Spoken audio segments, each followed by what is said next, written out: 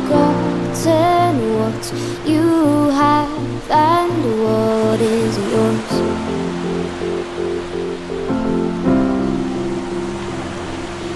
Glass half empty, glass half full.